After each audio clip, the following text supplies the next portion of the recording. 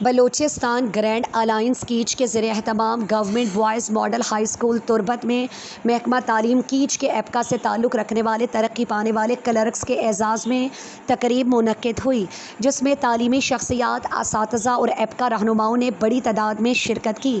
مہمان خصوصی additional director education Makran division Sabir Ali Danish تھے، جبکہ مہمانان گرامی میں حاجی ایاز اختر، مفتی سعید احمد سبزل خان اور پرنسپل اکبر اسماعیل شامل تھے۔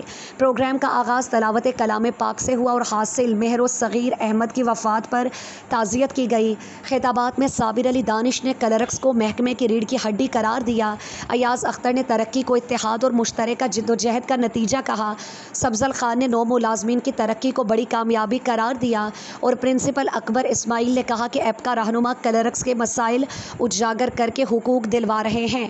عبدالشکور کے مطابق یہ پہلی مرتبہ ہے کہ کلرک برادری کے اعزاز میں ایسی تقریب منعقد ہوئی۔ اسٹیٹ سیکرٹری کے فرائض محمد اقبال بلوچ نے انجام دیے، جبکہ آخر میں ترقی پانے والے ملازمین کو پروموشن آرڈرز دیے گئے۔